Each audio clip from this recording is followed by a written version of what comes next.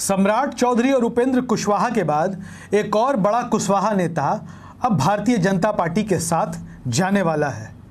Love कुश समीकरण पर Bharatiya Janata party की नज़र तब से है जब से नीतीश कुमार ने एनडीए का साथ छोड़कर महागठबंधन में डेरा जमा लिया है। दरअसल आपको बता दें कि बिहार में नीतीश कुमार की ताकत लव कुश समीकरण को कहा जाता है।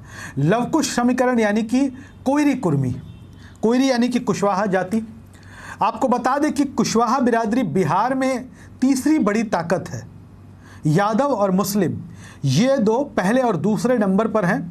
वोट बैंक के दृष्टिकोण से देखा जाए, आबादी के लिहाज से देखा जाए, और इनके बाद तीसरा सबसे बड़ा जो मतदाताओं का वर्ग है वो कुशवाहा समाज से बिहार में आता है। बिहार में बीजेपी के प्रदेश अध्यक्ष सम्राट चौधरी इसी कुशवाहा बिरादरी से आते हैं। तो वहीं पूर्व केंद्रीय मंत्री उपेंद्र कुशवाहा जो नीतीश कुमार के साथ थे, वो भी अपनी पार्टी राष्ट्रीय लोक जनता दल बनाकर एनडीए के साथ लगभग जा चुके हैं। हालांकि औपचारिक ऐलान नहीं हुआ है, लेकिन वो तीसरा कौन है, वो तीसरा शख्स कौन है जो भारतीय जनता पार्टी और एनडीए के साथ जाने को तैयार है। एक नई पार्टी है, नया दल है, नया नेता तो नहीं है, नेता बहुत पुराने हैं।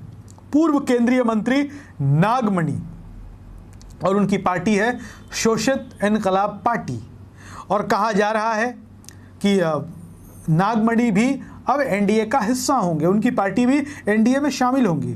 हालांकि नागमणि के पास बहुत बड़ी ताकत नहीं है, लेकिन नागमणि एक नाम बहुत बड़ा है। कभी भारत लेनिन के नाम से जाने जाने वाले बिहार के बड़े क्रांतिकारी नेता, समाजवादी नेता, जिनको शहीद जगदेव प्रसाद कहा जाता है, जगदेव प्रसाद के ये बेटे हैं। जगदेव प्रसाद बिहार की राजनीति में एक बड़ा नाम थे और जगदेव प्रसाद की हत्या कर दी गई थी और उनके समर्थक उन्हें शहीद का दर्जा देते हैं, और बिहार में भी उनको राजकीय शहीद का भी दर्जा प्राप्त है। अब नागमणि ने भी तस्वीरें सोशल मीडिया पर पोस्ट की हैं। नागमणि की तस्वीरें आई हैं केंद्रीय गृह एवं सहकारिता मंत्री अमित शाह के साथ। अमित शाह भारतीय जनता पार्टी के कद्दावर नेता हैं और बीजेपी की राजनीति के चाणक्य माने जाते हैं। और उपेंद्र कुशवाहा और सम्राट चौधरी तो बीजेपी के लिए काम कर ही रहे हैं, लेकिन जो बचा खुचा है उसको भी समेटने के लिए शायद नागमणि पर बीजेपी की नज़रें थी। और नागमणि के बारे में थोड़ा सा एक माइनस पॉइंट ये हो जाता है कि नागमणि कोई ऐसी पार्टी नहीं रही है जिसमें नहीं रहे हैं।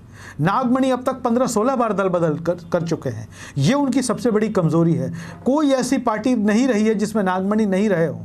वो केंद्र में भी मंत्री रहे हैं, वो बिहार सरकार में भी मंत्री रहे हैं, वो बीजेपी में भी रहे हैं, वो लोजपा में भी रहे हैं, वो जेडीयू में भी रहे हैं, आरजेडी में भी रहे हैं, कांग्रेस में भी रहे हैं, कोई बाकी नहीं है। उपेंद्र कुशवाहा की पार्टी में भी रहे हैं और कई पार्टियों में तो वो कई बार जा चुके हैं और वापस आ चुके हैं। लेकिन जो तस्वीर उन्होंने पोस्ट की है केंद्रीय गृह मंत्री अमित शाह के साथ, और नागमणि कहते हैं कि उनकी पार्टी और वो एनडीए का हिस्सा होंगे और जल्द ही वो बिहार में एनडीए के लिए काम करना शुरू करेंगे।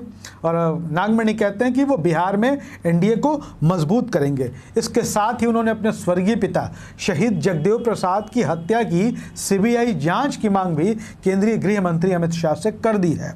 ये खबर तो अपनी जगह है कि नागमणि बीजेपी के साथ जा सकते हैं। नागमणि का बीजेपी में जाना कोई बड़ी खबर नहीं होगी, क्योंकि वो बीजेपी में भी रहे हैं, एनडीए में भी रहे हैं। लेकिन अब जो है, जो उन्होंने अपने पिता की शहादत की जांच की मांग कर दी है, हत्याकांड की जांच की मांग कर दी है, ये बिहार की राजनीति को गर्म कर सकता है। क्योंकि नागमणि के पिताजी की जो हत्या है, हम आपको बता दें 1974 में अरवल ज़िले के कुर्था गाँव में हुई थी और वो इसकी सीबीआई जांच चाहते हैं। तो नागमणि जाहिर तौर पर जब अमित शाह से मिले होंगे, चूंकि अमित शाह देश के गृह मंत्री हैं, सीबीआई जांच की भी मांग उन्होंने कर दी और एनडीए में जाने की भी जो अपनी इच्छा थी वो भी जता दी। संभव है कि भारतीय जनता पार्टी ने भी नागमणि को अप्रोच किया होगा या नागमणि खुद मिलने गए होंगे अमित शाह से। लेकिन अब यह तय हो गया है कि सम्राट चौधरी उपेंद्र कुशवाहा के बाद 12-13% वोट बैंक वाला कुशवाहा समाज अब के एक और नेता नागमणि भी अब भारतीय जनता पार्टी और एनडीए के साथ होंगे। अब नागमणि के जाने से बीजेपी को कितना फायदा होता है या बीजेपी के साथ जाने से नागमणि को कितना फायदा होता है, देखना दिलचस्प होगा।